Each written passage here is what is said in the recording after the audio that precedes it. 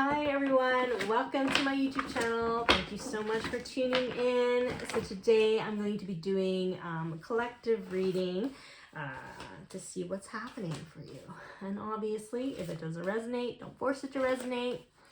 If it does, that's awesome. Feel free to like and subscribe. I really appreciate that. It really helps my channel, and I love real comments, real non-bot comments on my videos. So yeah, thank you. Thank you for hanging out. Oh, let me take these two. See what else is out here. What does Spirit wish for me to know at this time? I love these cards. This is the Guiding Light Tarot, or Oracle, Guiding Light Oracle by Kelly T. Smith. Amazing deck. Amazing. Let's see what Spirit has to say. Vibrational match. Soar. You are worthy. Wow. Yeah, I'll show you the images. Look how pretty that image is. Okay, it says vibrational match. You are sending out new signals that are bringing forward positive new changes. You know that work that you've been doing on yourself silently, where like other people don't get it because you're doing a lot of energy work. Maybe you're like working out, eating healthy, and you're not really saying it out loud. You're just minding your own, tending to your own garden. That is creating what I see, more physical manifestations, more tangible manifestations that will show you and validate for you that your work has not gone unnoticed. So keep that in mind. Keep doing what you're doing. Soar says you are getting ready to fly high above all the obstacles and embrace life in the most magical way. And you are worthy. So I do feel like all that work that you've done on yourself is really kind of reinforcing self-love and self-awareness and just high vibrations of acceptance, accepting everything about you, your differences, the way you think, the way you move, the way you talk, your skills, things that you may have kind of brushed aside because maybe people made fun of you because they were intimidated or jealous for your gifts and talents and your light. You're now embracing the differences that you have, and you are now understanding what is a projection and what is not. I feel very confident when I tap into the energy of this reading. I feel like you're very confident in who you are. Like you don't care if people don't like you.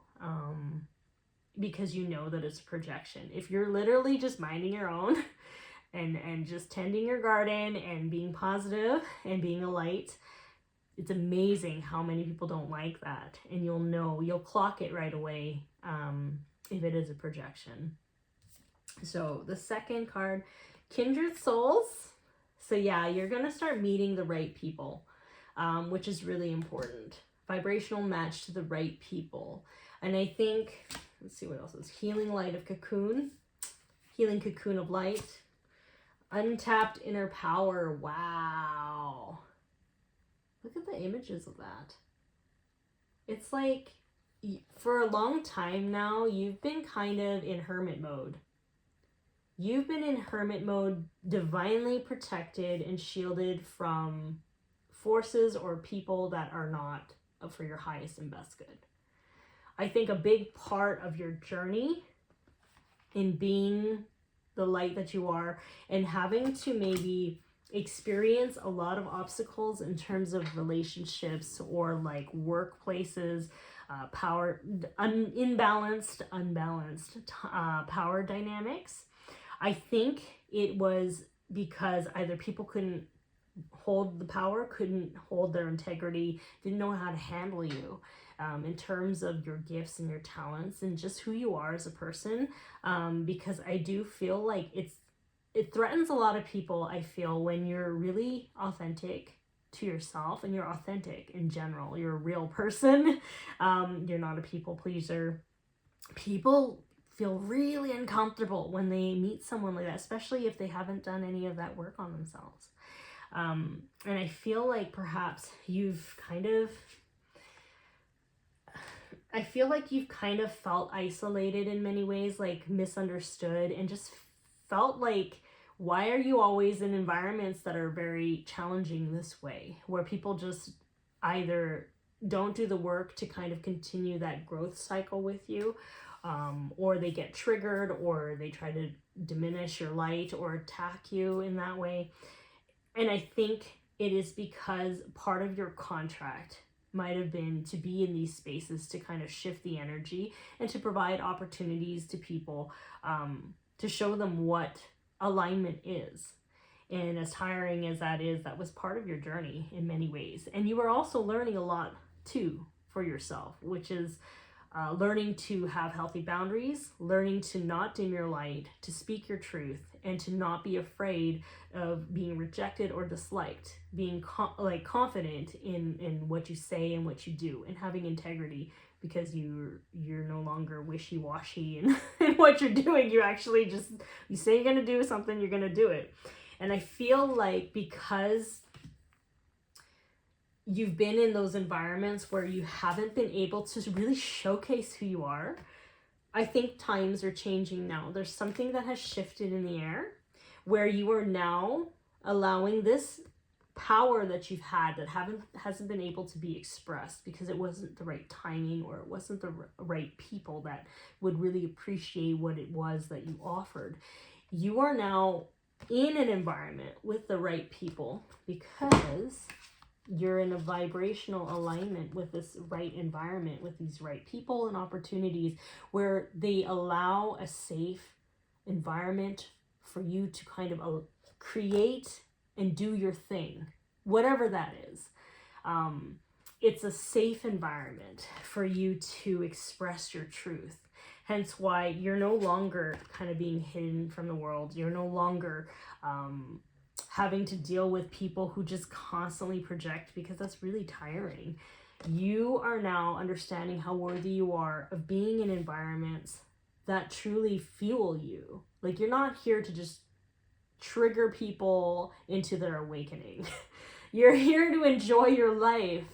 You're here to enjoy your experiences and to feel the fullness of life, not just some sort of teacher energetically for other people who may not want to learn, may not want to learn, and who constantly project. You are not their teacher in that way.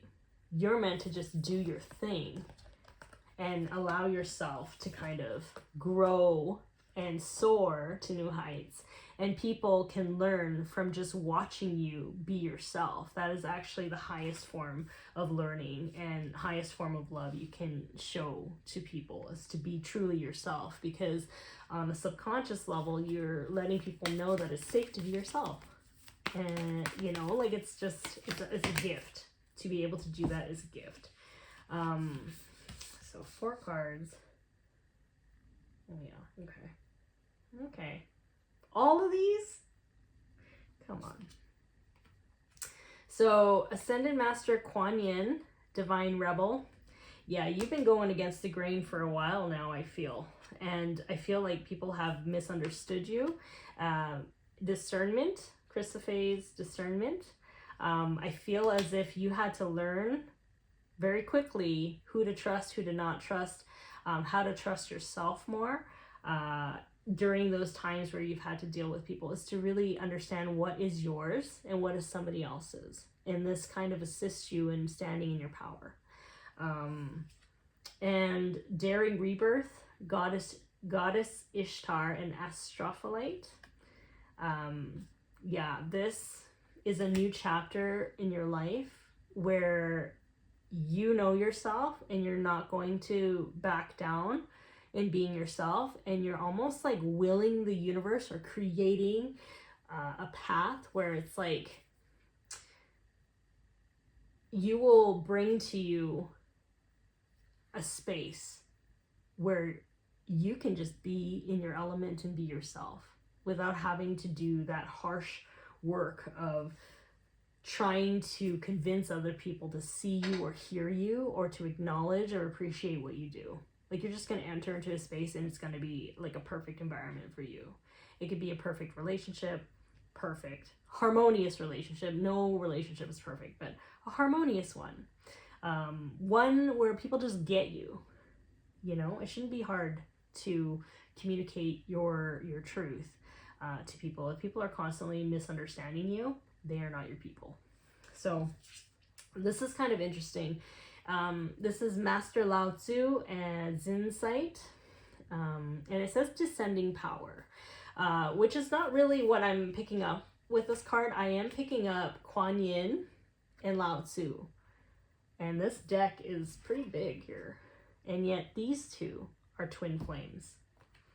They are twin flames, perfect balance of divine masculine and divine feminine, union with yourself energetically. So not only are you trusting your intuition, you now have